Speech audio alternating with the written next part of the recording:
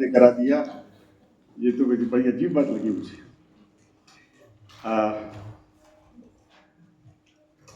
मैं बहुत ही संक्षेप में पी साईनाथ के बारे में बताना चाहता हूँ। आप में से कुछ उन लोगों को जो हो सकता है कि ज़्यादा वाकिफ ना हो, जो उम्मीद है कि ज़्यादातर लोग को जानते ही होंगे। और अगर उनका प्रोफाइल आप देखें, उनका बायोडाटा आप देखें, तो दिक्कत ये होती है कि उनको इंट्रोड्यूस करना बड़ा मुश्किल काम हो जाता है। मुझे हैरत होती है उनका प्रोफाइल और सब देख के, एक जिंदगी में आदमी इतना काम कैसे कर सकता है। उसमें से सिर्फ चंद जो पॉइंट्स हैं, मैं उसके बारे में सिर्फ बात करूंगा।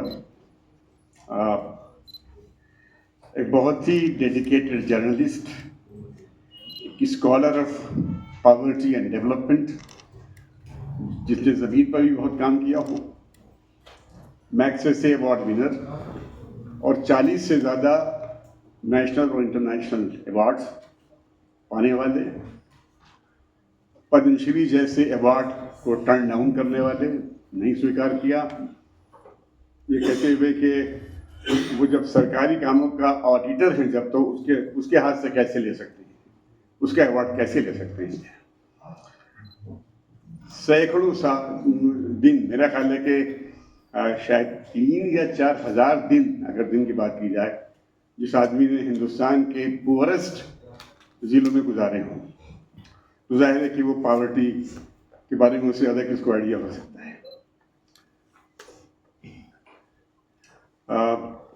रूरल अफेयर्स के एडिटर रहे हैं हिंदू न्यूज़पेपर में, लेकिन वो सबसे ज़्यादा जो जाने जाते हैं, यानी आम लोगों में दुनिया भर में, वो अपनी बड़ी सेलिब्रेटेड बुक जो उनकी है, everybody loves a good drought, जिसका तर्जुमा मैं हिंदी में ऐसे करता हूँ कि तगड़ा सूखा सबके मन भावे। जितना ज़्यादा सूखा पड़ेगा उतना ही ज़्यादा रिलीफ आएगी, उतनी ही ज़्यादा करप्शन उसमें होगा। जो मेरी टेक है उससे वो ये है कि अगर निजी तौर से मैं अपनी एक्सपीरियंस की बात करूं, तो ये किताब उन चंद किताबों में से एक है जिसको मैंने न जाने कितने लोगों को गिफ्ट किया होगा। और पिछले 20-25 साल से मैं अपने यूनिवर्सिटी के भी क्लासेस में भी, और जो सिविल सर्विसेज में जो लोग बैठते हैं जिनमें उनके क्लासेस लेता हूँ, तो मैं लगातार इस किताब को रिकमेंड करता रहा हूँ। और मेरा बहुत पक्का यकीन है इस बात में कि कंसर्न इंडियन सिटीजन्स को ये किताब देखना चाहिए।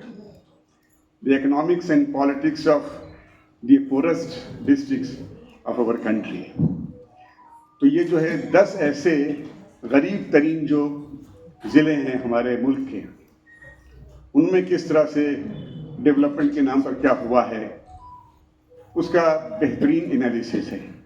मैं सिर्फ नमूने के तौर पर उसकी एक केस स्टडी आपके सामने रखना चाहूँगा, जिसको मैं क्लासेस में यूज़ करता रहा हूँ अपने, और वो है सरगुजा से, जो अब छत्तीसगढ़ बनने के बाद अब छत्तीसगढ़ का पार्ट है। और उसमें एक सड़क बनी जो रामदास कोरवा के नाम से, वो इलाका जहाँ के ऊपर, या वो गांव जहाँ पर किसी के पास साइकिल तक नहीं थी, आपने सड़क बना के दे दिया। और बेचारा रामदास कोरवा के पास जब कोई जाके किसी ने पूछा कि साहब आपके नाम के ऊपर ये सड़क बनी हुई है, तो बेचारा वो ज़ारो कतार होता था। वो कहता था हमने कब सड़क की मांग की थी, हम तो जब भी ज़रूरत पड़ती थी तो हम उस पहाड़ी को पार करके मुख्यालय जाते थे बस से, और अपना काम करके शाम को लौट आते थे। हम तो सिर्फ चाह रहे थे कि हमारे जो कुएं हैं कुछ, उनकी मरम्मत हो जाए, पानी में मिल जाए, पानी की थोड़ा व्यवस्था हो जाए। ये तो हमको दिया नहीं, हमको एक सड़क दी जा रही है। उस वक्त उसका बजट जो मैं पढ़ रहा था इनकी किताब, तो उस वक्त यानी आज से तकरीबन 25-30 साल पहले, 40 साल पहले, उसका बजट जो था वो 17 लाख रुपए था। ये बेहतरीन केस स्टडी इसमें है कि जो फेल्ट नीड्स हैं उनका, और जिस तरह से डेवलपमेंट के नाम पर काम किया गया है, उन दोनों में क्या ताल्लुक है दोनों में? तो फेल्ट नीड्स वो थी, वो आप नहीं दे रहे हैं। और जिसको पर्सनली यूज करता हूँ जो वर्ड, जो सीडो डेवलपमेंट जो है या मिसगाइडेड डेवलपमेंट है, उसके नाम के पर आप दिखा रहे हैं सब कुछ।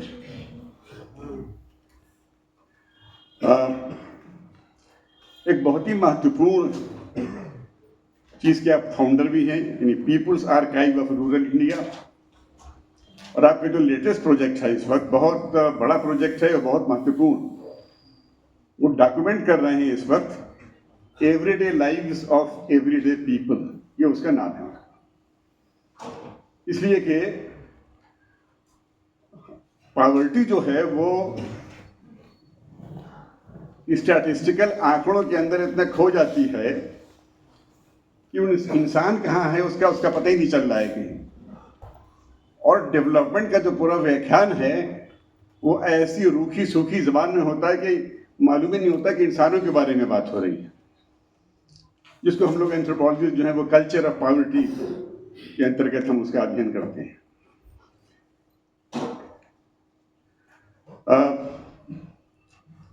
अपने आरंभिक दिनों में आप ब्लिट्स जैसे वीकली के में भी डिप्टी चीफ एडिटर रहे हैं। जाहिर है कि बहुत यंगर जनरेशन को तो शायद नहीं मालूम होगा, लेकिन आप में से जो सीनियर लोग हैं उनको ब्लिट्स जरूर याद होगा कि अपने ज़माने का वो एक व्हिसिल ब्लोअर की तरह था और सत्ता उससे डरती थी।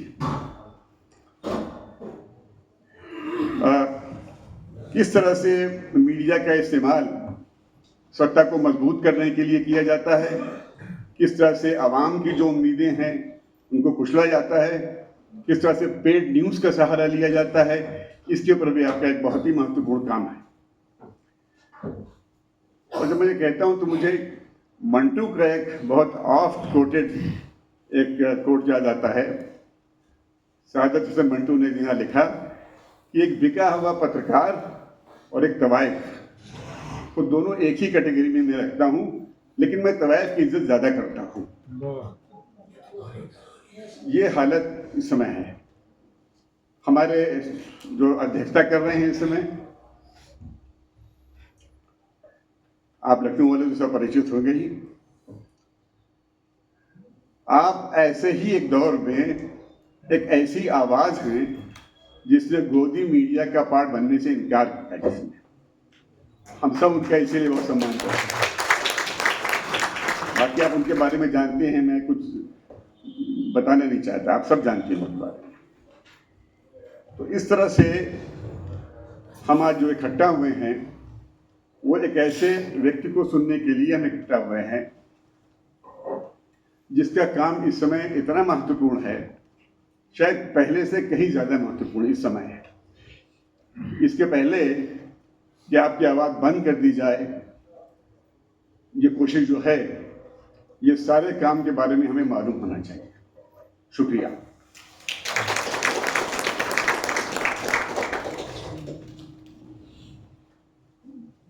बहुत बहुत धन्यवाद डॉक्टर नदीम हसनैन साहब। अब बिना किसी वक्त और उसमें व्यवधान डाले हुए मेरी तरफ से मैं ई साईनाथ साहब को यहाँ आमंत्रित करता हूँ जन विचार मंच के इस व्याख्यानमाला में। जिन लोगों को प्यास लग रही है उनके लिए एक सूचना कि बाहर पानी की बोतलें भी हैं, वो तो अगर आपको किसी को चाहिए तो वहाँ से ले सकते हैं। सर।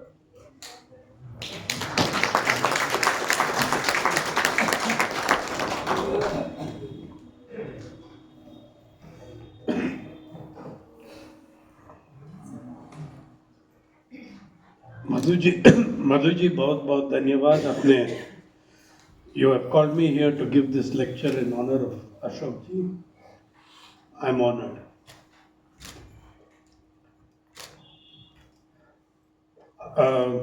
मैं महाराष्ट्र से आ रहा हूँ और वहाँ अभी भी बड़ा चर्चा चल रही है त्रिभाषा सूत्र के बारे में।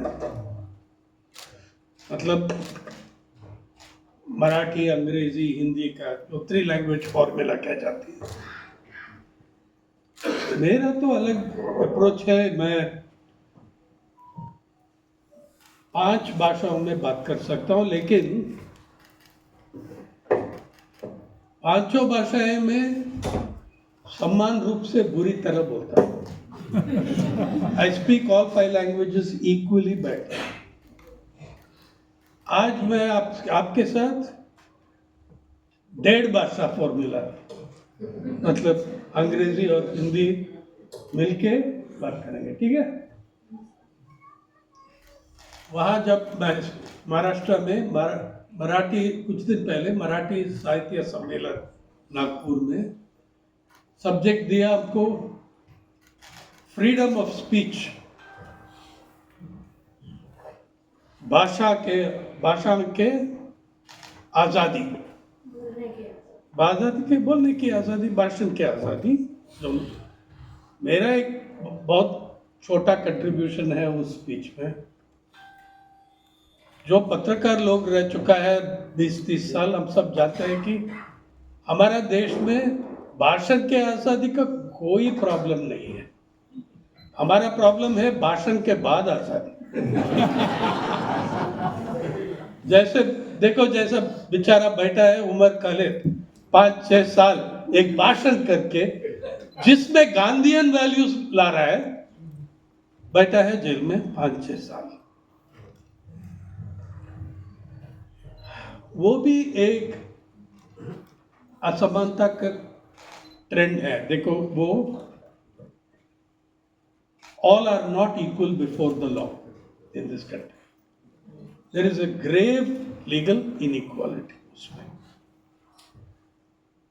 There is caste inequality, class inequality, gender inequality, general social inequality, wealth inequality. मैं आज एक छोटी सी स्टोरी के बाद मैं बताता हूँ आपको। आप सब पढ़ा है पेपर में, लेकिन जो मैं कहने वाला हूँ वो पढ़ा नहीं है। अभी 18 महीना 1.5 साल हुआ, अंबानी जी के परिवार में एक शादी हुई। मैं इसके बारे में लिखा, अंबानी की शादी। और उसका बेटा अनंत अंबानी, उनका शादी। बहुत जगह हुई है शादी, मुंबई मेन बेस था, लेकिन प्री वेडिंग इवेंट्स यूरोप में पूरा घूम के आया। और मेन प्री वेडिंग इवेंट 3 दिन का जामनगर में हुआ। जामनगर ऐसा है, छोटी सी एयरपोर्ट है वहां, छोटी सी एयरपोर्ट। आपको लखनऊ एयरपोर्ट दिखता है, आपको एक मेगा एयरपोर्ट है, उसको अगर आप जामनगर देखेंगे। लेकिन 3 दिन के अंदर जामनगर को इंटरनेशनल एयरपोर्ट स्टेटस दिला गया। 3 दिन के अंदर। और एयर ट्रैफिक कंट्रोल, इसलिए कि इतना प्राइवेट लग्जरी जेट्स आया था और वो बड़ा ट्रैफिक था। एयर ट्रैफिक कंट्रोल किसने किया? वहां बेचारा एक आदमी बैठता है जामनगर एयरपोर्ट में, तो जितना प्राइवेट लग्जरी जेट सब आ गया, तो एक ट्रेंड कॉम्पिटेंस चाहिए उसको हैंडल करने के लिए। इंडियन एयरफोर्स ने किया। The Indian air force conducted the air traffic control of Jamnagar airport for the days of the Ambani wedding.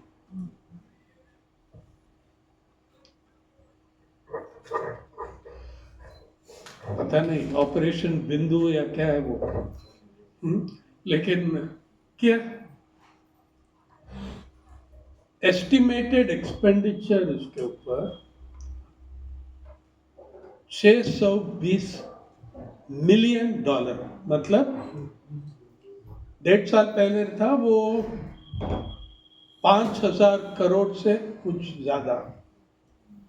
आज तो मैं कह नहीं सकता हूँ कि वो 18 महीने, पिछले 18 महीने में रुपया को हम खत्म कर दिया।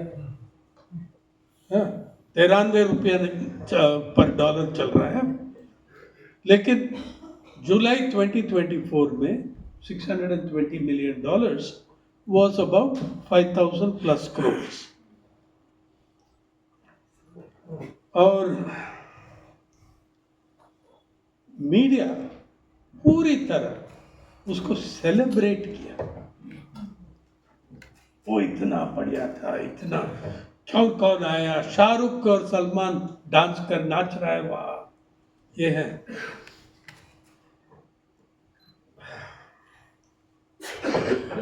मैंने सोचा देखो अब ये देखिए,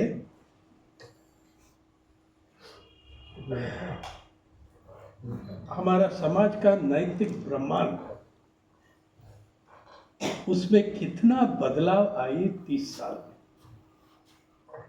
The moral universe of our society, how much it has shifted in 30 years.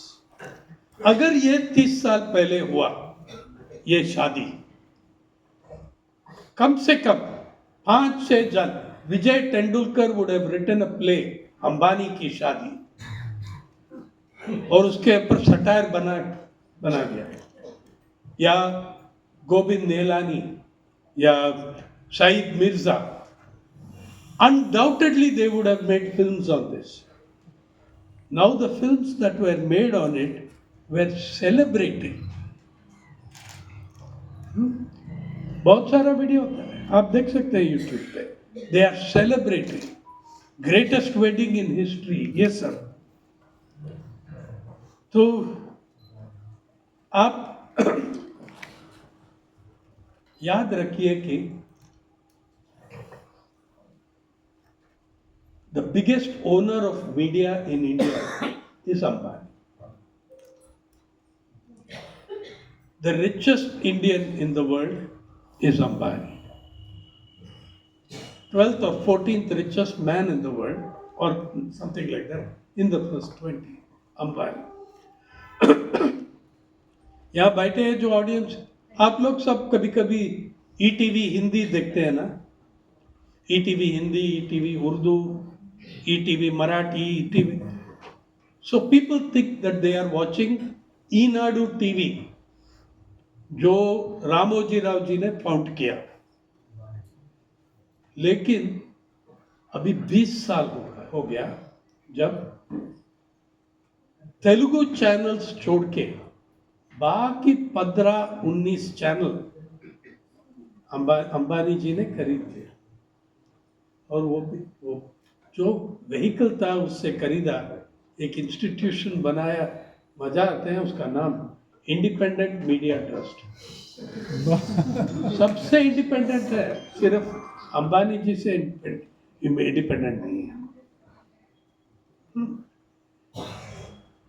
देखो ये the fact that this wedding went through with celebration in the media, which was not reflected among the masses and the people. It is, ये बहुत महत्वपूर्ण है कि ये शादी महाराष्ट्र में क्यों? अभी मैं 30 साल कवर कर रहा हूं कृषि संकट 7 राज्य में, और सबसे ज्यादा महाराष्ट्र में। जिस महाराष्ट्र में ये शादी हुआ अंबानी जी का, अनंत अंबानी जी का, 5,000 करोड़ से ज्यादा खर्चा करके उसी महाराष्ट्र में हर साल सैकड़ों हजारों किसानों का शादी कैंसिल हो जाती है, इसलिए कि दोनों साइड का पैसा नहीं है, है? ना लड़के की साइड पे या लड़की का साइड पे पैसा नहीं है। एक साल में 2009 में मैंने स्टोरी किया, जिसको महाराष्ट्र सरकार ने डेटा दिया मुझे। हमारे एक दोस्त घुस गया, वो वसंतदादा पाटिल क्रांति बाबा इंस्टीट्यूशन में। महाराष्ट्र सरकार ने एक सर्वे किया, ये इसलिए कि हमने बहुत रिपोर्टिंग किया कि हर गांव में लड़की जो 25 और 30 साल के बीच में उम्र और शादी नहीं हो पाई। देखो, अगर गांव में आप लड़की हो, अगर आपको 22 साल तक नहीं होगा, you are over. There were girls 25 to 30 sitting there. तो हमने सरकार को, actually the order came from Delhi to mister Vilasrao Deshmukh, कुछ करो, इसलिए कि राहुल गांधी गया वहां विदर्भा में एक बार, और तो ऑर्डर किया, और ये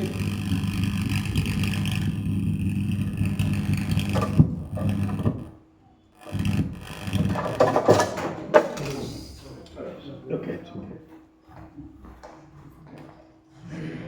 तो सर्वे किया महाराष्ट्र सरकार ने। विदर्भ रीजन जो है वो बहुत बड़ा रीजन है। लोग को समझ नहीं आता है कि विदर्भ पंजाब से 2 गुना बड़ा है। पंजाब का 50,200 स्क्वायर किलोमीटर्स, विदर्भ का 96,000 स्क्वायर किलोमीटर्स। केरल से 2.5 गुना बड़ा है, लेकिन सिर्फ 6 डिस्ट्रिक्ट में संकट डिक्लेयर किया, और वो 6 डिस्ट्रिक्ट में जो सर्वे किया, 3 लाख परिवार ओपनली डिक्लेयर किया कि हमारा बेटी का शादी नहीं कर सकता। We are unable to get our girls married, we do not have the money. तो 3 लाख परिवार मतलब 3 लाख लड़की नहीं, 3 लाख परिवार में 5 लाख लड़की भी हो सकती है। देन हमने जब इन्वेस्टिगेट किया, जयदीप हर्डीकर ने, मैं, ये भी निकला कि बहुत सारा आत्महत्या में ये एक फैक्टर था कि बेटी का शादी नहीं कर पाए। वो ह्यूमिलिएशन से लोग आत्महत्या करते हैं। तो देखिए, एक तरफ उसी राज्य में, और अंबानी की शादी से वो 1 घंटा का फ्लाइट है जहां वो आत्महत्या चल रहा है, जहां वो शादी कैंसिल हो रहा है। जिस राज्य में हजारों किसानों का शादी कैंसिल हो रहा है, उसमें आप एक 5,000 करोड़ का शादी लगाया, और एक भी अखबार, एक भी आधा सा एडिटोरियल नहीं, 10 पैसा का एडिटोरियल कमेंट नहीं किया। What has happened to our sense of moral outrage? What has happened to our moral universe? हमारा नैतिक ब्रह्मांड, उसका क्या हो गया, क्या बदलाव आया? तो लेकिन मेरा एनालिसिस, मेरा कुछ जो एनालिसिस है ऑफ दिस वेडिंग,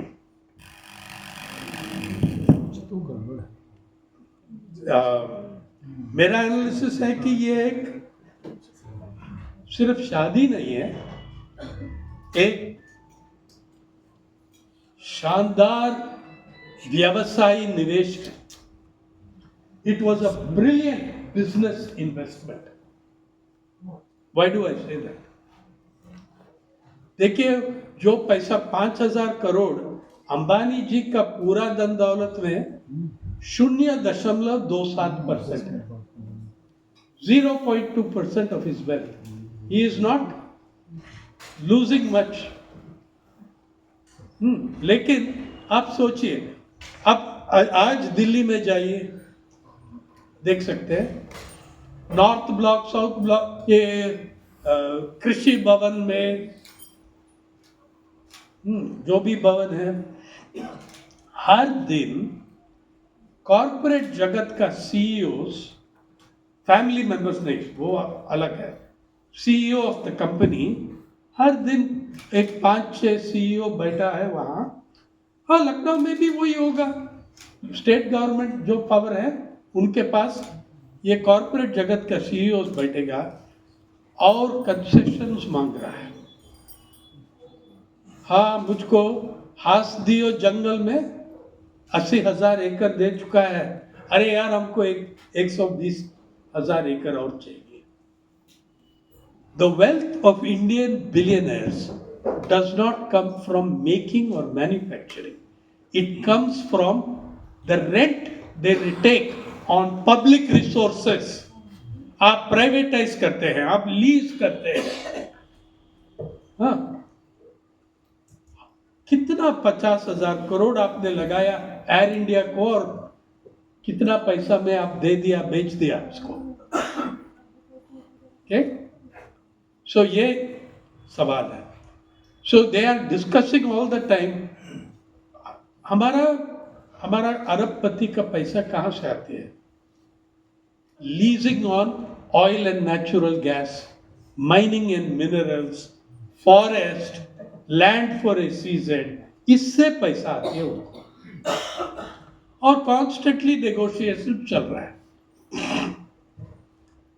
समझो कि आप एक यूनियन सेक्रेटरी है फॉरेस्ट्री का, और आप एक ईमानदार आदमी हैं। सोचो, you are an honest man.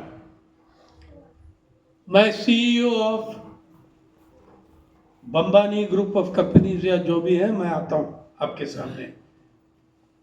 अरे यार प्रदीप जी, वो 80,000 एकड़ हमको मिला है, अभी आप 120,000 और कुछ पड़ा है यार, वो भी हमको दे दो। आपको हेजिटेशन है, ये सही नहीं है। अभी भी हम बहुत दे चुका है आपको, लेकिन तो आप हेजिटेट कर रहे हैं, डिले कर रहे हैं। लेकिन आप शादी देखेंगे, शादी का गेस्ट लिस्ट देखिए आप।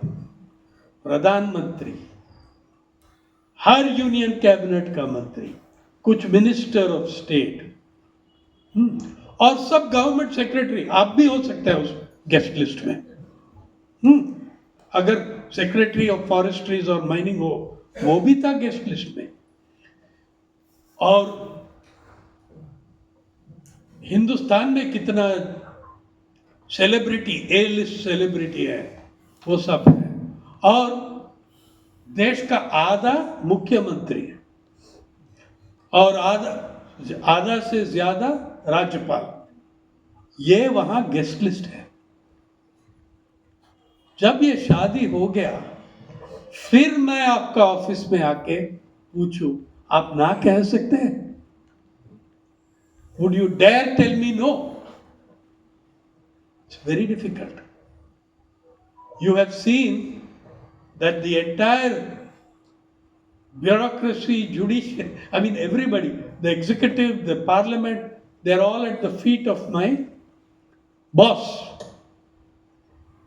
Now it is very difficult for you to turn me down. Now it is very difficult for you to turn me down. And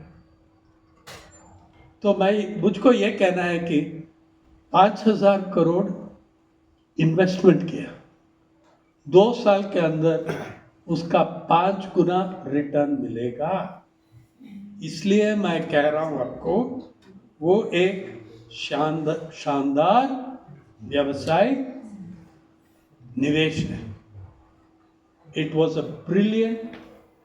देखो, somebody should be making a film on this, somebody should be staging a play on this.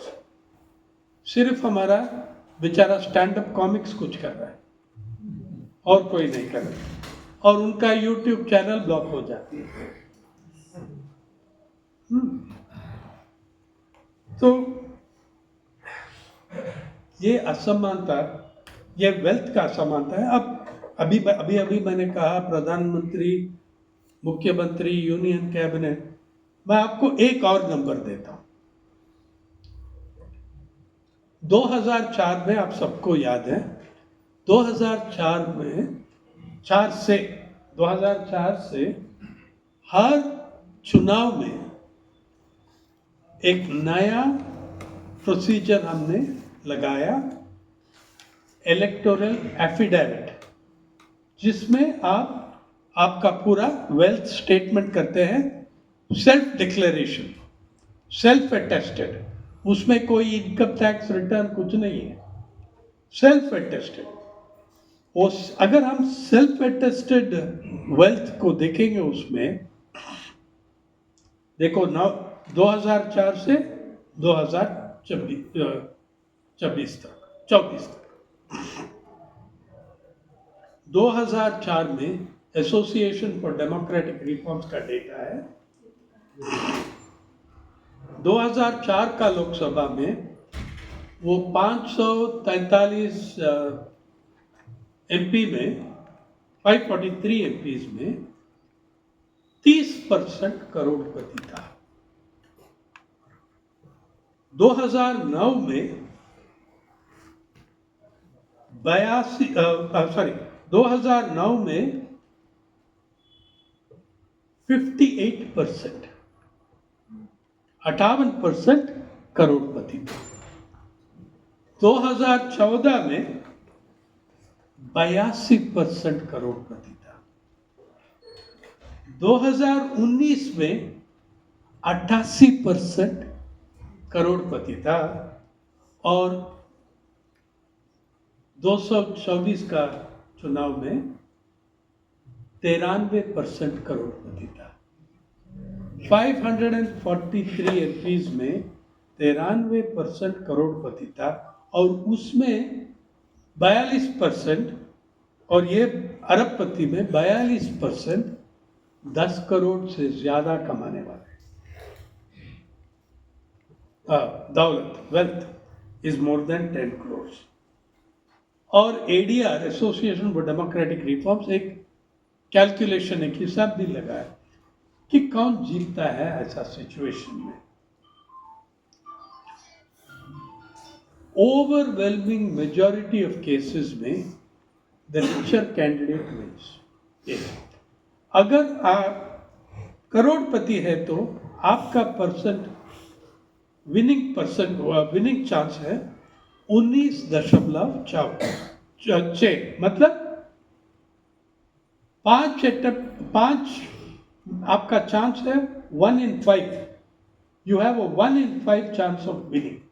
अगर आप करोड़पति नहीं हो तो, अगर आप करोड़पति नहीं हो, आपका चांस है 0.7% है विनिंग चांस।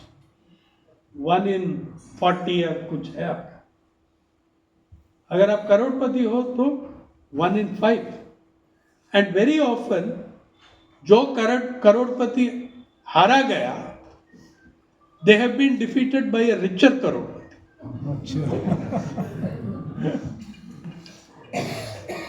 देखो मैं कह रहा हूं कि ये इस देश में आजकल, I am saying that elections in India are lost before the first vote is cast. I want you to think about 4 things that have been happening. They are lost before the first vote is cast. The incredible thing that has happened in the last 10 years is that the government and the ruling party have gutted and destroyed the funding ecosystem of the opposition parties. आप देखिए NCP का, जो भी झारखंड में जो ruling party, उन सब का ट्रेजरर और फाइनेंशियल बैकर्स कम से कम 2 साल जेल में था, और बीच बीच में वो भाजपा को ज्वाइन कर देते हैं और बाहर आते हैं, या ज्वाइन नहीं करते हैं लेकिन बाहर आके चुपचाप हो जाते हैं, जैसा अनिल देशमुख और Nawab Malik. They don't speak in public. मैंने उस 24 इलेक्शंस में बस्तर में था, छत्तीसगढ़ में था, 2-3 गांव है वहां, they have never voted for anybody but the Congress party, लेकिन एक भी होर्डिंग, पोस्टर, फोटो नहीं था। तो मैंने उन लोग से पूछा, यार क्या आप लोग भी डिफेक्ट हो गया?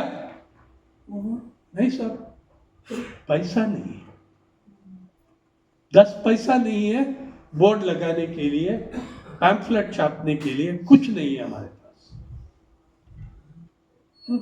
एक बात है।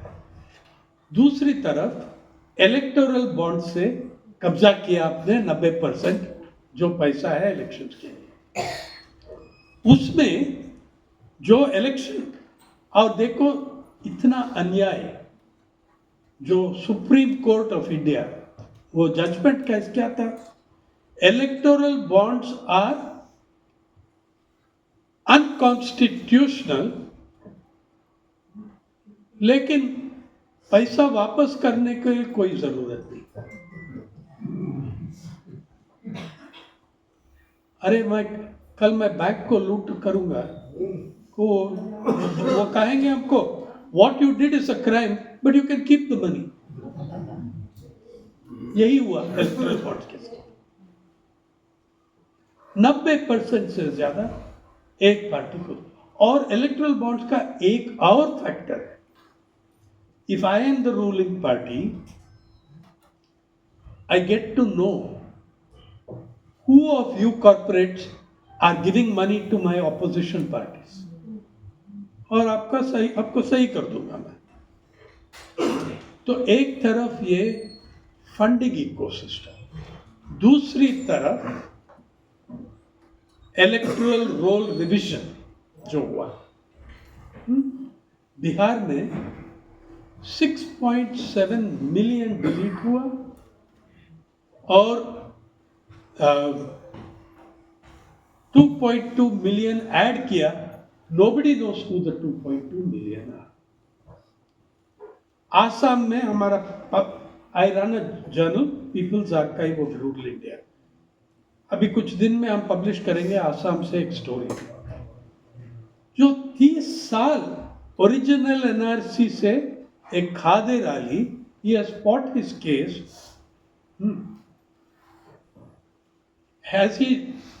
he dies and he is found to be a citizen, but his 2 wives are declared foreigners and doubtful voters. Yeah, they are all in their 60s. So the second mischief, the second factor of elections in India is the destruction of the electoral rolls and the democratic transparency that you had. Third, institutional degradation. Institutional degradation.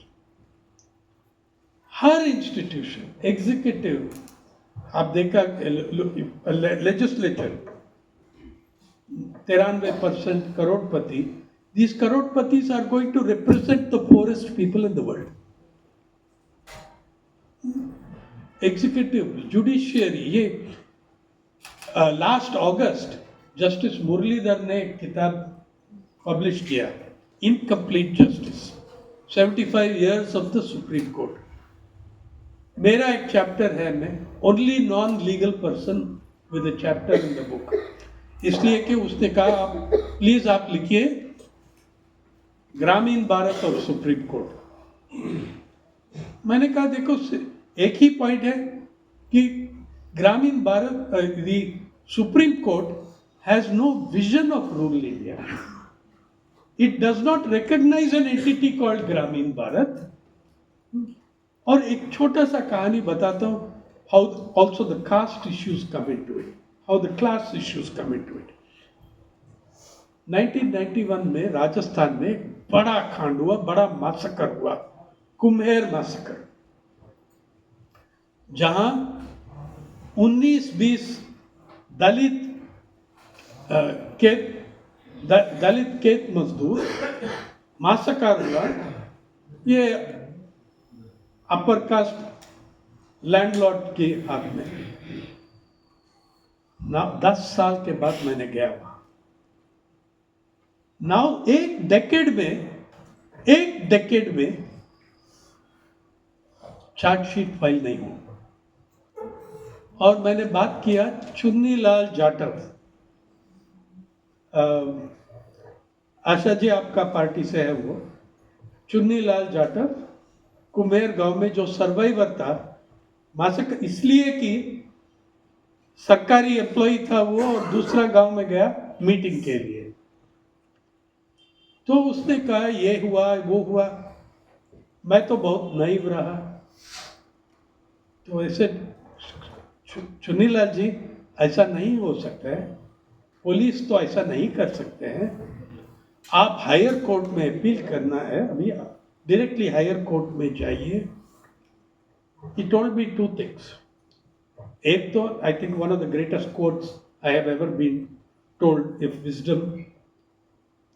एक तो उसने बताया देखो ये supreme court में नहीं जाने वाला है, जयपुर हाई कोर्ट से आगे नहीं जाएगा, हम सब दलित हैं।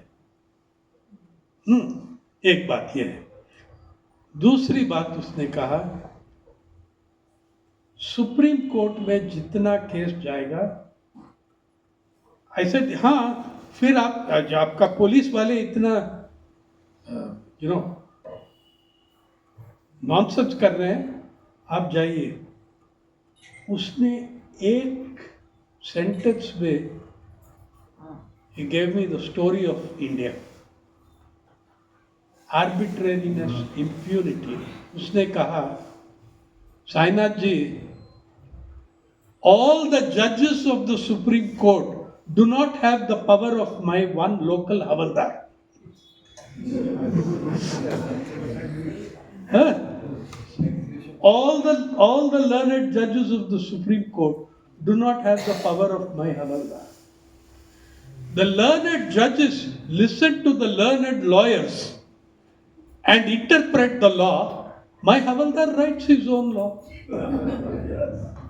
बस वो 10 शब्द में 2 शब्द में पूरा बता दिया हमारा कहानी। आप देखिए पिछले साल, मुझको अच्छा लगता है कि आजकल और मीडिया में भी देखिए ये रिक्शन देखो, आपका नेबरिंग स्टेट में जो हुआ, आपका ये किसान आंदोलन के बीच में, remember young Mr. Teni drove his jeep into a mass of farmers. 9 people died that day, 5 farmers died that day. He has been out on bail for a very long time. He's been out on bail. Umar Khalid, who has done no wrong to anybody, no harm to anybody, will not get bail, though in the same week the same Supreme Court said in another case, bail is the rule, jail is the exception. 3 दिन के बाद उल्टा कर दिया इसको। हाँ, ये सच है। उमर खालिद मुसलमान है, प्रोग्रेसिव है। और even if you want to look at journalist, आप देखिए, I am very glad, it's very interesting to me. It's very amusing and I don't understand why Arnab Goswami आजकल रेडिकल बन गया। बहुत क्रिटिसाइज कर रहा है और अमीर लोग को क्रिटिसाइज कर रहा है। They are all getting bail. 6 months, 9 months they are getting bail after he ran down somebody in his BMW, Rolls Royce, Lamborghini. He is getting bail. अरे 6 महीने के, वो सच है। Why should he get bail after 6 months? But Arnab Goswami got bail in 24 hours. He got bail in 24 hours. He got bail and the Chief Justice held a special hearing. The Chief Justice held a special hearing late at night.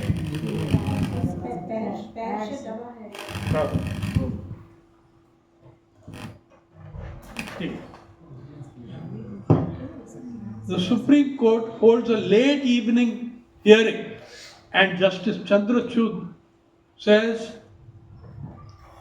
history will not forgive us if we do not intervene at this stage, because it would be a gross violation of constitutional freedoms, blah blah blah blah.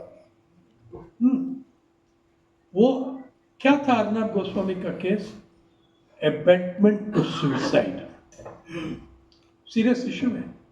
Abetment to suicide of a contractor who did not receive payment for his work in their office and his home. ठीक है.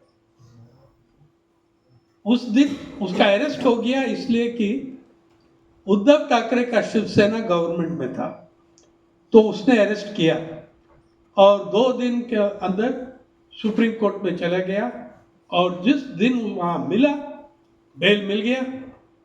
और उसके साथ साथ आप देखिए the case of Siddique Kappan, जो बेचारा अभी भी लखनऊ आ रहा है हर महीने। Arnab Goswami is from Noida and Assam and Guwahati. Siddiq Kappan is a poor stringer, ordinary journalist who comes from a village in Malappuram that I know. उसका जनसंख्या है 8,000 जनसंख्या है उसका।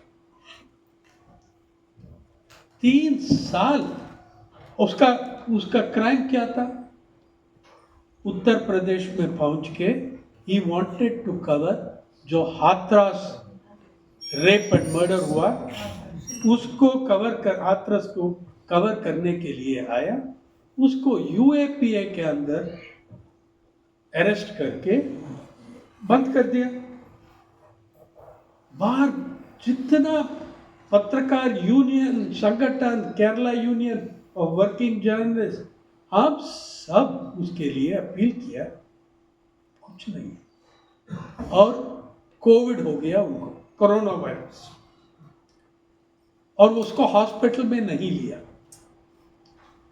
तो बड़ा एजिटेशन भी नहीं हो, कोविड का जमाना है, शाउटिंग नारा सब करके उसको हॉस्पिटल में लिया मथुरा में, और वहाँ हॉस्पिटल बेड को चेंज करके एक बोतल दिया, अगर आपको पेशाब करना है तो बोतल में करो, आपको हर 2 घंटा किसी ने बाथरूम में नहीं ले सकते।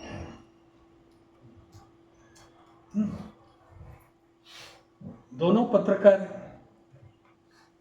एक के खिलाफ serious charges of abetment to suicide, दूसरे के खिलाफ ही केम टू कवर हाथरस। 3 साल के बाद उसका बेल मिला, 2.5 साल के बाद बेल मिला, और हर मंडे को पुलिस स्टेशन में रिपोर्ट करना है। So the inequality in justice, in law, inequality in wealth. This is the, देखिए, जब मैंने कहा हमारा नैतिक ब्रह्मांड बदल गई 30 साल में, क्यों? इसलिए कि हमारा मेटीरियल ब्रह्मांड भी बदल गई 1991 से।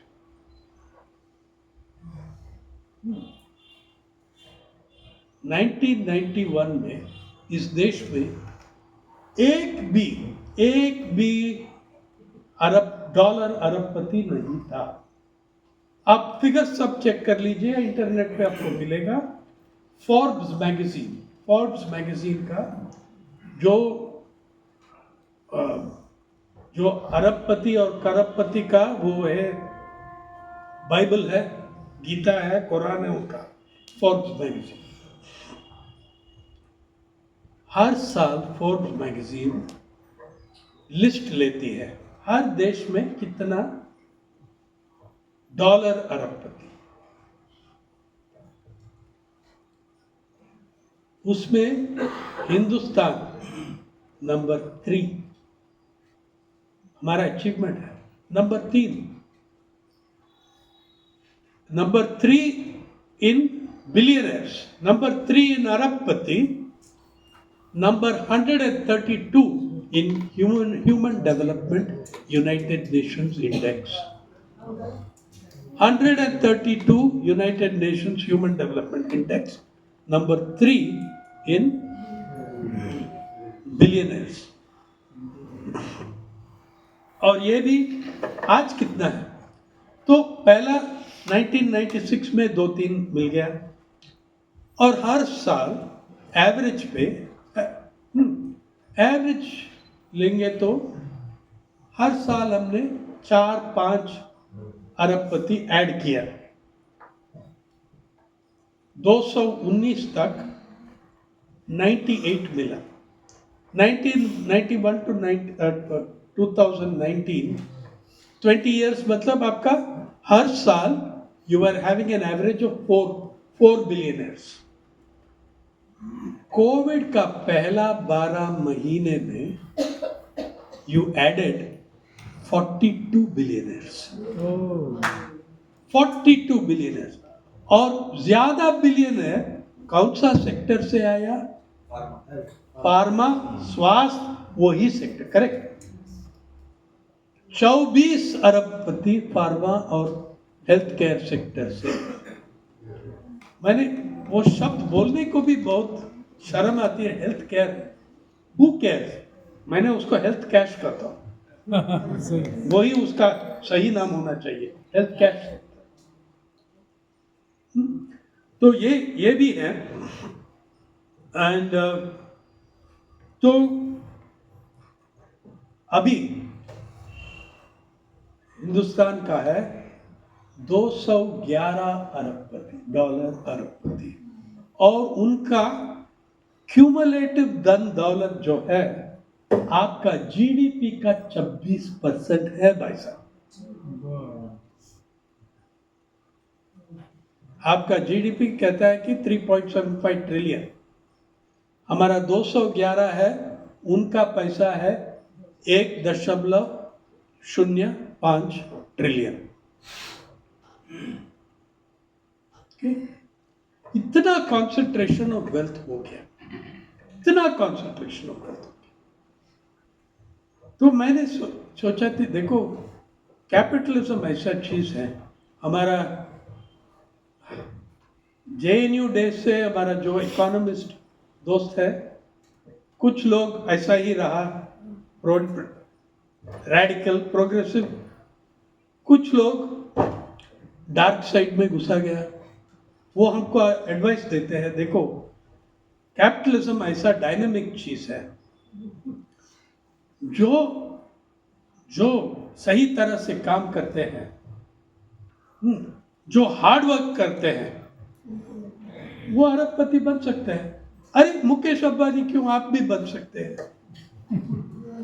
और उस दिन से मैं हर हफ्ते वो लिस्ट को देखता हूँ, अगर मेरा नाम भी आ जाए। तो देखिए, आप ये फंडामेंटल प्रीमाइस ऑफ कैपिटलिज्म सोच के आप थोड़ा रिफ्लेक्ट कर लीजिए। अगर एनीवन कैन, अगर those who do hard work become billionaires, तो मेरे अंडरस्टैंडिंग में भारत का, ग्रामीण भारत का हर महिला बिलियनर होना चाहिए। बिल्कुल सही बात है। नहीं, अगर हार्ड वर्क पे आप बिलियनर बन जाते हैं, not only rural India but Latin America, Africa में every rural woman should be a billionaire for them। अरे 5.5 घंटा करते हैं सिर्फ जो ट्रेडिशनल रोल्स में water, firewood, fuel, fetching, cooking, जितना भी एजुकेशन बढ़ गया, रोल्स नहीं बदला। और ये ILO और ऑक्सफैम ने आपको डिस्क्रिमिनेशन इन वेज, आप देखिए, सबसे बड़ा सेक्टर है फ्री लेबर में, अनपेड लेबर में सबसे बड़ा सेक्टर है केयर सेक्टर कहते हैं। केयर सेक्टर मतलब उसमें आते हैं health, caring for adults, disabled people, senior citizens, health care workers, ये केयर सेक्टर में। ILO को ये कहना है केयर सेक्टर में 90% से ज़्यादा महिलाएं हैं और हर दिन आप गेस कर सकते हैं कितने गट्टे महिला और एडोलेसेंट गर्ल्स हर दिन कितना गट्टा टोटल लेंगे तो how many hours of unpaired work, ये वर्क बिना पेमेंट, ये वर्क बिना पेमेंट, तो ये अनपेड वर्क के साथ कितना गट्टा काम करते हैं महिला? हर साल नहीं, हर दिन 24 आवर्स इंडिविजुअली, वो नहीं, total unpaid work of women is number of hours cumulatively 12.5 अरब घंटे। The female population of the world, women and adolescent girls, they put in 12.5 billion hours of unpaid work daily. और उसका value क्या है वो भी कैलकुलेट किया, Oxfam ने कैलकुलेट किया, ILO का डेटा है, International Labour Organisation, United Nations का बॉडी। जब ये कैलकुलेट किया, ये अनपेड काम का वैल्यू क्या है? 10.8 खरब dollar. That is double the global spend on tech. Double the global spend on tech in the year the calculation was made. लेकिन इलॉन मस्क का पगार क्या होने वाला है इस साल से? 1 खरब dollar. One individual, when 1 billion women are doing unpaid work worth 10.8 trillion, और जब वो हिसाब हुआ, that was greater than the value of the top 5 tech companies in the world. Okay? Yeah. तो असमानता है, इतने सारा डिमेंशन है ये शब्द असमानता। The inequality, legal inequality, wealth inequality, wage inequality, discrimination. The biggest discrimination is in terms of gender, and the biggest discrimination is that of marginalized community women, जिनको आप कहते हैं, आइडवा कहते हैं, triple burden of caste, class and gender. नहीं, वही आप कहते हैं, that is the worst exploited person in the world, that is the worst असमानता इन द वर्ल्ड। ये हम we have to reflect on our own culpability, on our own role, on our own connivance with what goes on. अभी media inequality देखिए, media का हर साल, अब ये company का नाम सुना है, EY, Ernst and young, services company, consultant, वो सब। अर्नस्ट एंड यंग हर साल मार्च 31 को एक रिपोर्ट डालते हैं। इंडियन मीडिया वैल्यू एस्टिमेट करते हैं मीडिया का। मेरे ख्याल में ये एक लिस्टेड कंपनीज का जो वैल्यू है वो ही कर रहा है।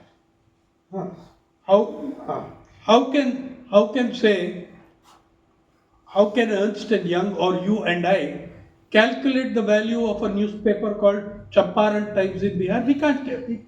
We do not have the means to calculate that value. लेकिन जो लिस्टेड कंपनी है जो बड़ा कंपनी है, जो करोड़पति का कंपनी है, जो अरबपति का कंपनी है, उसका वैल्यू है हर साल एक बहुत तेज बढ़ रहा है, बहुत तेज बढ़ रहा है।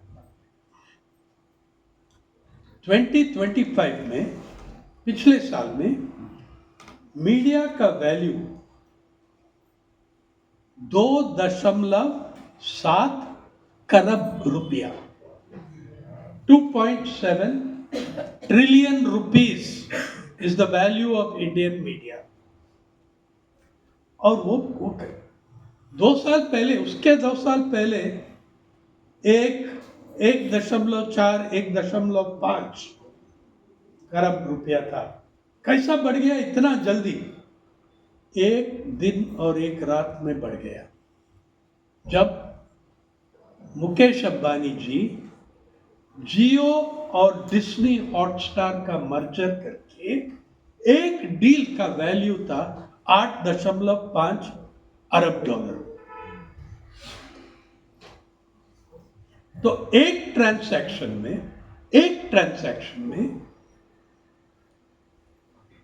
इंडियन मीडिया का वैल्यू 32% बढ़ गई,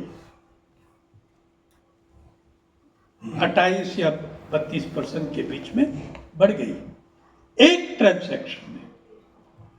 डिज्नी और जियो हॉट, अभी आप सबका ऐप है जियो हॉटस्टार, वो जियो प्लस डिज्नी हॉटस्टार, जियो हॉटस्टार बन गए। जो आदमी 19 ईटीवी चैनल्स को भी ओन करते हैं, इसलिए अडानी साहब भी पहुंच गया अभी, एनडीटीवी, क्विंट, या वो भी पहुंच गया। और सिर्फ, और ये मीडिया वाले भी बाकी सेक्टर्स में घुस रहा है।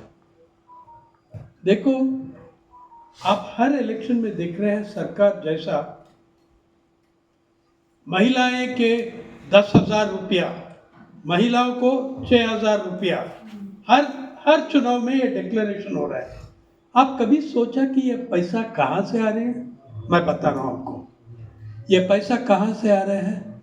आप काट रहा है इस पैसा आंगनवाड़ी से, आईसीडीएस से, बालवाड़ी से, उन सब से काट के जो universal programmes, compulsory mandatory programmes for महिला जो है, उसको, उससे पैसा काट के आप 5,000। And because our poverty is so great, people are grateful, इतना तो मिला, हाँ इतना, बट इट इज डिस्ट्रॉइंग, देखो mid day meals, ICDS, anganwadi, ये सब प्राइवेटाइज हो रहा है। आज अक्षय पात्रा, हाँ कल भी चिट्ठी मिली उनसे, अक्षय पात्रा का,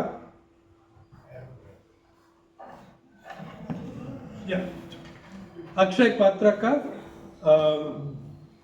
we are feeding, giving 2.4 million mid day meals every day. और क्या मील है वो?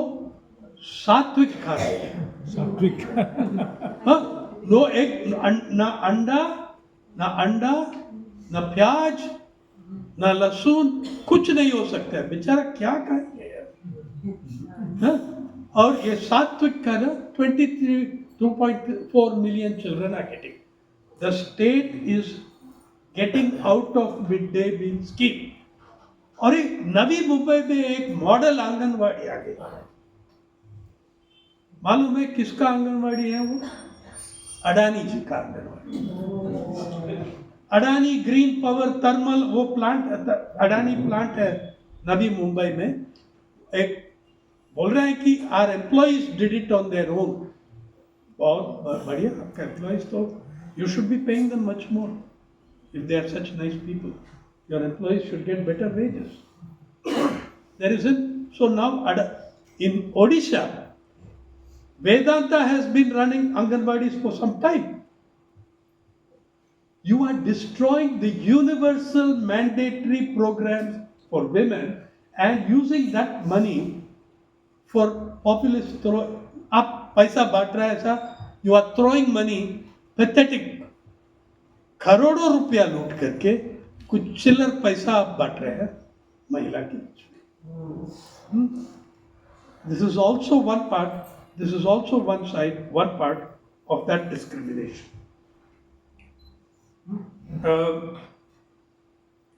Then you have, so when whichever way you look at it, media inequality may come to किसान. आपका मीडिया कभी आपको कहा जो दिल्ली के द्वार पे जो आंदोलन हुई 2020 नवंबर से 2021 नवंबर तक किसी भी अखबार एडिटोरियल चैनल आपको बताया कि पिछले 30 साल में ये दुनिया का सबसे बड़ा आंदोलन है न्याय के लिए. The largest programme for justice, the largest democratic constitutional legal protest, जिसके खिलाफ आपने BSF, Punjab police force, Delhi police, Haryana police, CISF, CRPF, वहां एक आपने युद्ध किया. आज तक एक भी अखबार या चैनल या वेबसाइट, जो कॉर्पोरेट जगत का मीडिया का वेबसाइट, एक भी वेबसाइट वो तीनों कानून का पूरा टेक्स्ट पब्लिश नहीं किया. They kept supporting it. Indian express जो जर्नलिज्म ऑफ करेज है, उनका एडिटोरियल एक पेक्यूलियर स्टाइल है. पहले गवर्नमेंट सरकार को डांटते हैं. सरकार has been very bad. They have not sought to speak and convince the farmer. ये सब देहाती लोग हैं, समझा दो सही. They don't understand. Farmer understands much better than any of us what is going on. They may not understand clause 1 or clause 6, but they know that we are looting them. That's all you need to know. And Express would write this sympathetic editorial or ant mein paragraph. However, the laws are very good. They should not be withdrawn. The laws are very good and should not be withdrawn. अरे अगर ये law इतना अच्छा है तो पूरा आपका अखबार में छापो. क्या है कानून का पूरा टेक्स्ट दे दीजिए. I am proud to say People's archive of rural India was the first and the only publication to put the full text of the law with annotation. Okay, and also I want to tell you about People's Archive of Rural India. We publish हर दिन 15 भाषाएं में publish करते हैं, including Hindi, Bhojpuri, Chhattisgarhi. And from March we will add Sindhi also, because our aim is first that we should publish in all the languages of the 8th schedule of the Constitution. And so, I mean, our inequality का जो बात है वो तो पहले farmer और उसके बाद भाषाएं इनइक्वालिटी के बारे में. फार्मर्स में ये जब ट्रंप ने टैरिफ्स लगाया, पहले आपको ये आप जानते हैं कि जो मैंने कह रहा हूँ वो सच है. Media never told you this is the largest struggle for justice in the world in 30 years. और ये भी है organised at the height of corona virus. अरे 720 किसान मर गए वो कैंप्स में. कोरोना वायरस से, हाइपोथर्मिया से एक 80 साल बूढ़ा किसान को आप वाटर कैनन लगा के उसको मार रहे हैं, कैसा जिंदा रहेगा वो? Why will he not die? The world's largest movement for justice before that, जिसको बहुत पब्लिसिटी मिला, वो occupy wall street in New York. उसके बाद वो I am very supportive of occupy wall street, लेकिन 7-8 हजार नौजवान वॉल स्ट्रीट में न्यूयॉर्क में जुकोटी पार्क को ऑक्यूपाई किया। जुकोटी पार्क है वो एक प्राइवेट पार्क है, प्राइवेट ओनर है, और वो प्राइवेट ओनर सिंपैथेटिक रहा, ये नौजवान के साथ सिंपैथेटिक रहा, उसको ऑर्डर नहीं दिया, एविक्शन ऑर्डर नहीं दिया, बच्चे लोग हैं रहने दो, नारा लगाने दो, वो ना डेमोक्रेटिकली कर रहा है। लेकिन मेयर ऑफ न्यूयॉर्क ऑर्डर दिया NYPD को, न्यूयॉर्क पुलिस डिपार्टमेंट, 9 हफ्ते के बाद हटा दो उसको, throw out the scum bags, और 24 घंटे से कम में उन सबको निकाल दिया पार्क से। आपका किसान लोग 9 हफ्ते नहीं, 54 हफ्ते रेसिस्टेंस किया। हाँ, दिल्ली का सबसे बुरा विंटर 40 साल में, दिल्ली का सबसे बुरा समर 10 साल में, और rains were one of the worst, unseasonal rains, unusual rains, तब भी वो नहीं छोड़ा। और आपका मीडिया कैसा कवर किया? अगर आप सिंगू, टीकरी, गाजीपुर, शाहजहांपुर में गया होगा, you would have heard the slogan every second नारा, हर 2 नारा में क्या नाम आती है? अंबानी, अडानी। टीवी पे दिखाए आपको अंबानी अडानी का नाम ले रहा है, Ambani Adani, Ambani Adani. How can you do anything? Ambani is the biggest media owner in the country, and Ambani is the most powerful person after the Prime Minister and Shah. So you don't do anything. The Indian media disgraced themselves in these last 10 years.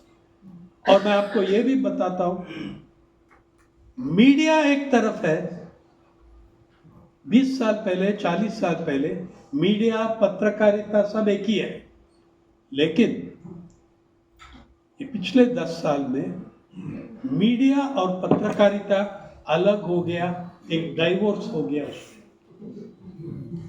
Media है जो profit seeking institutions जो है, वो उनका M है profit. आप मरो जियो, it's not my problem, मेरा प्रॉफिट है।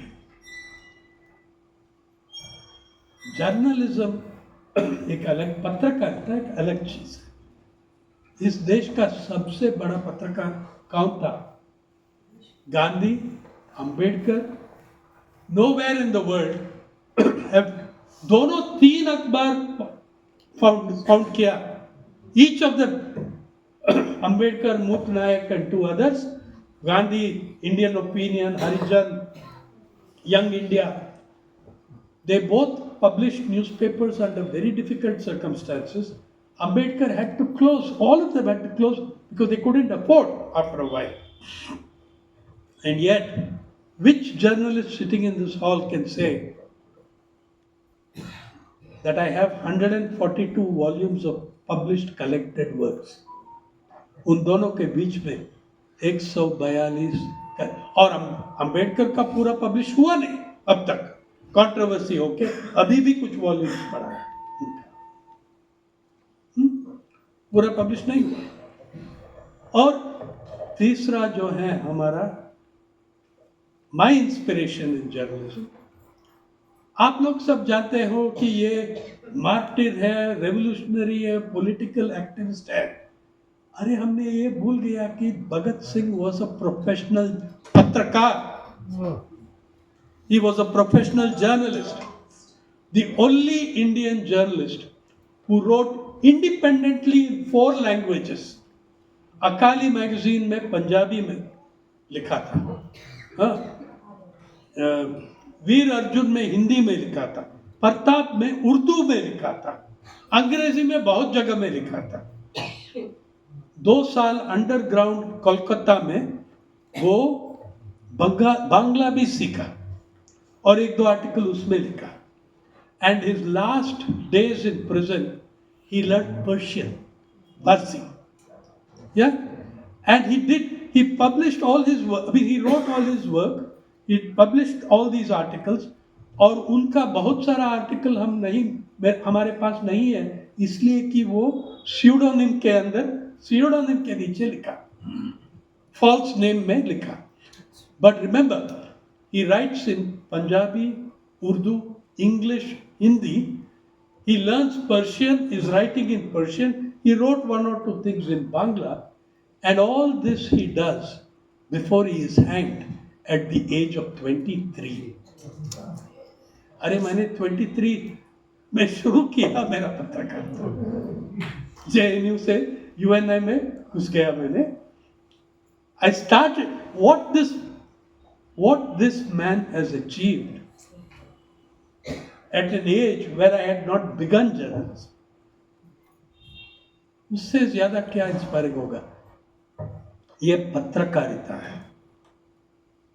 अडानी अंबानी जी वो मीडिया है, ये अलग चीज है, अलग अलग चीज है, totally different bodies.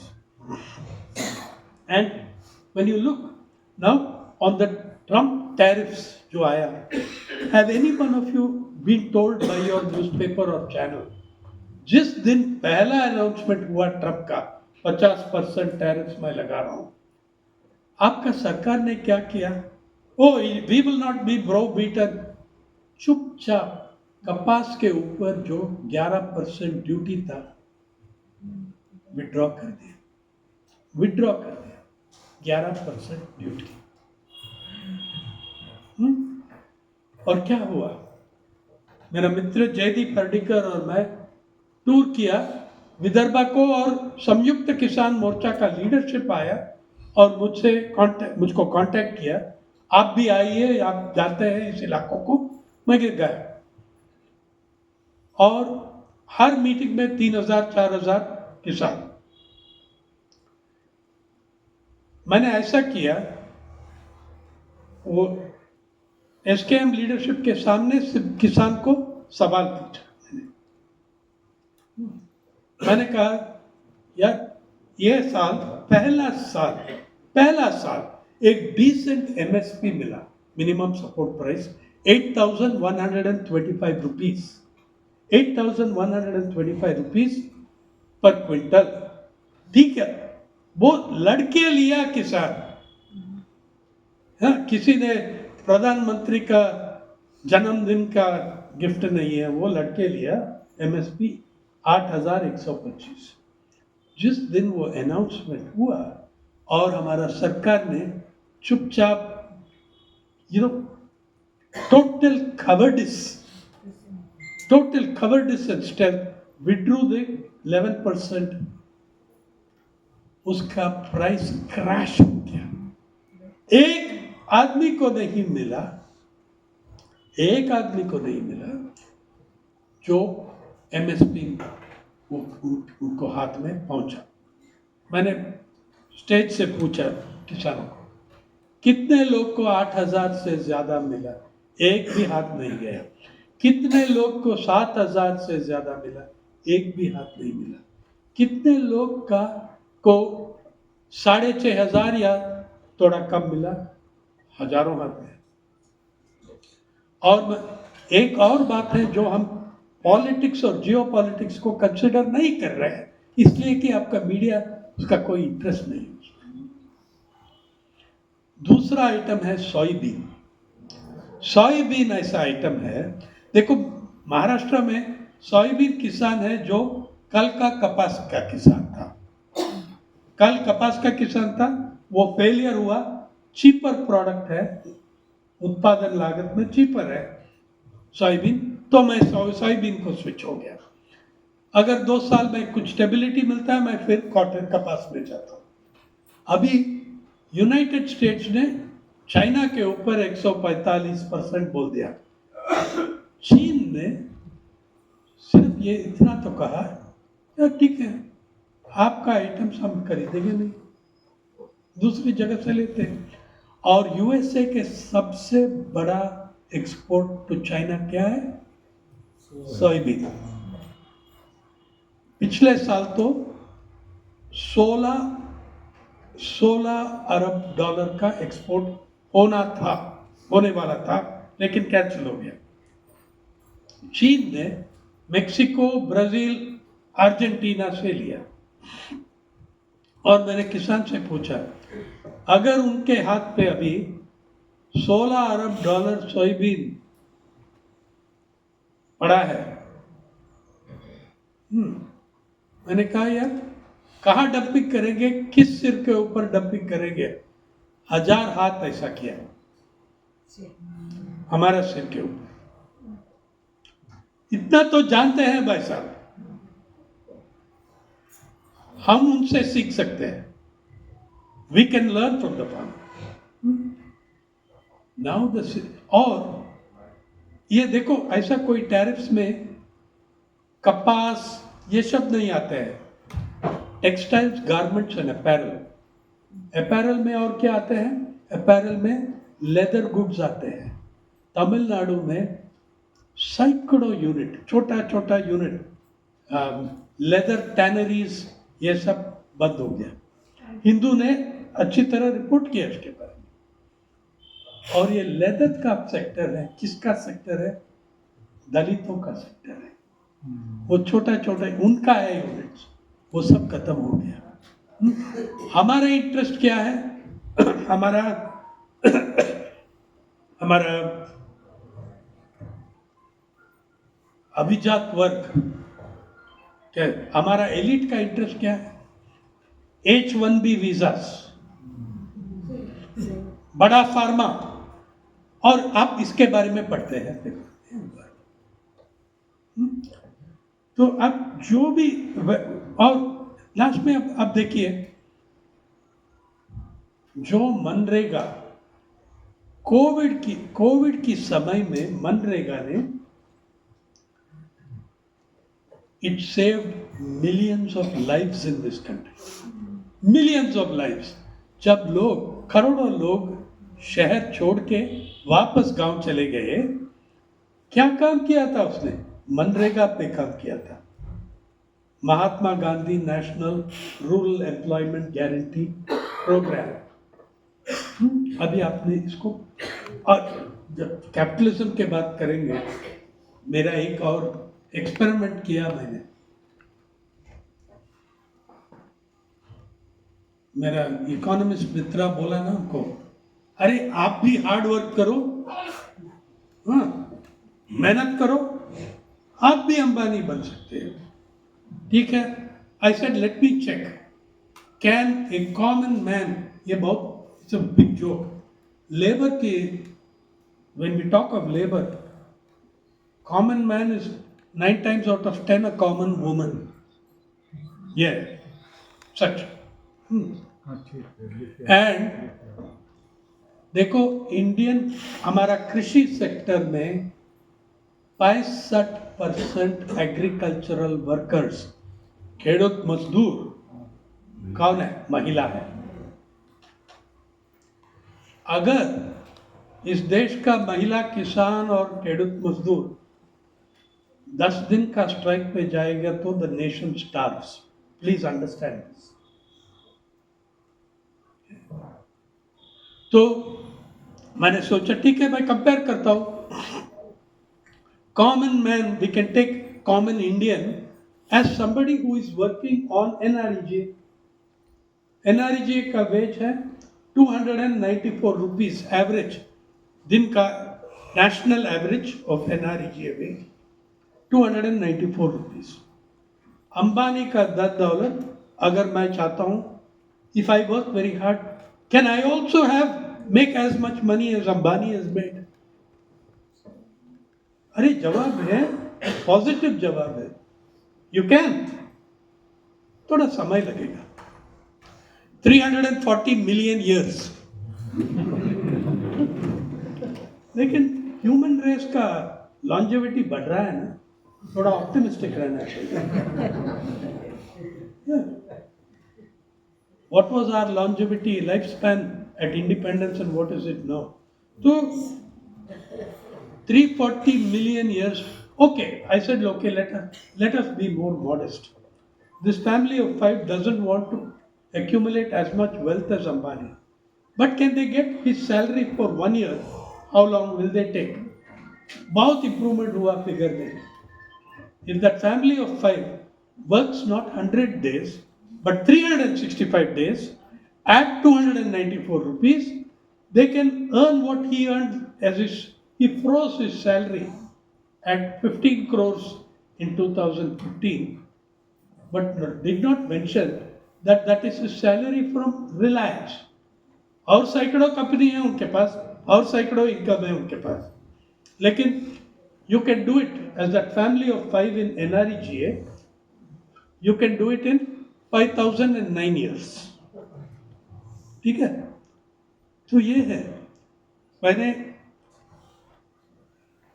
in the and by the Ambani जी का धन दौलत है, आपका कृषि बजट से, हाँ, आपका अंबानी का धन दौलत जो है आपका कृषि बजट से 62 गुना बड़ा है।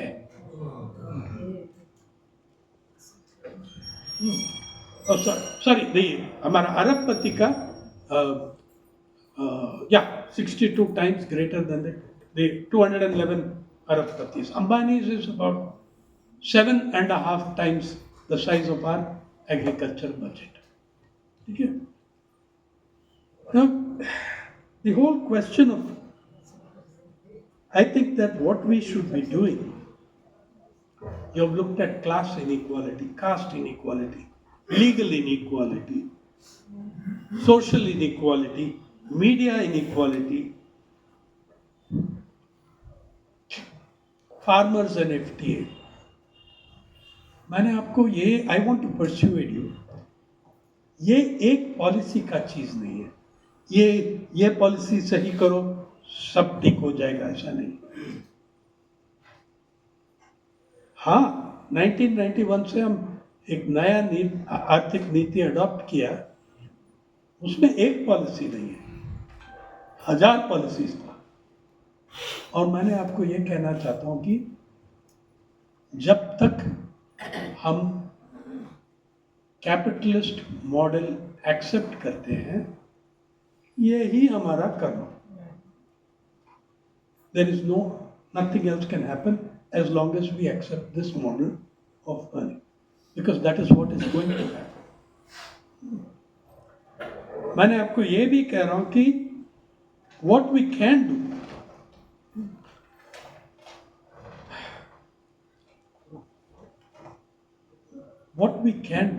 is to look at what you have done in your history.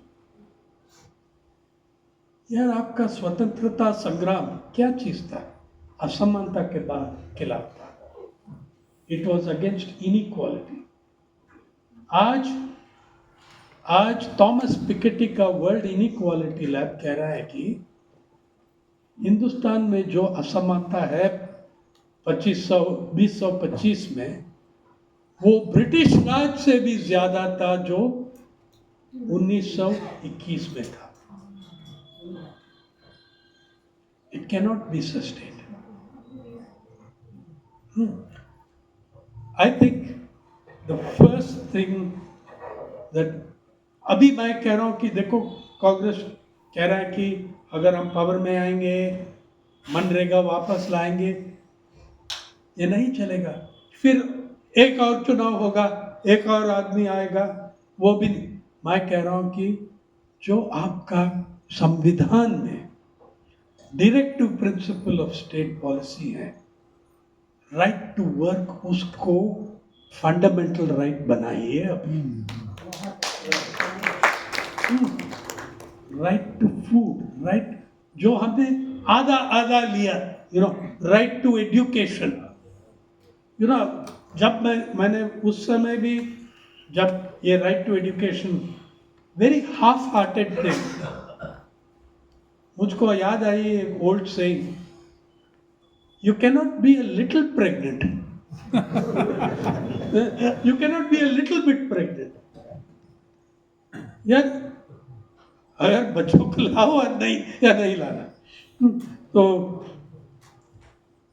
अभी जब मैंने हरियाणा में हमारा पारिक का करस्पॉन्डेंट्स एक ड्राइवर का बेटी से बात किया, आपको कैसा लग रहा है, आप वो बड़ा स्कूल में जा रहा है, वो अरबपति का बच्चे हैं, आप उनके साथ कैसा इंटरेक्ट करेंगे?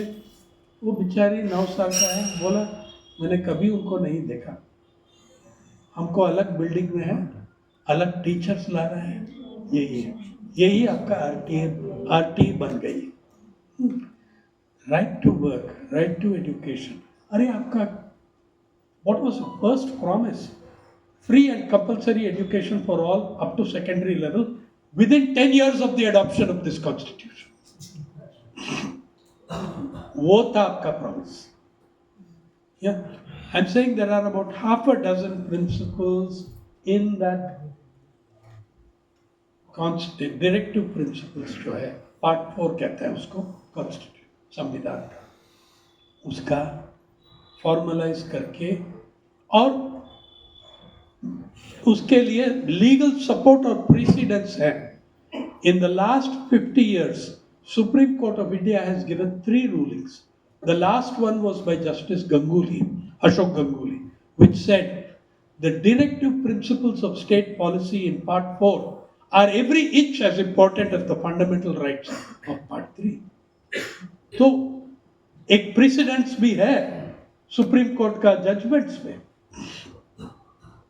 If we start doing something on that, we will be moving to an entirely different level. Yeah, which means rethinking is the capitalism as we know it now. I can tell you this, it is going to get worse. It will get worse and it will get worse before we make it better. Thank you.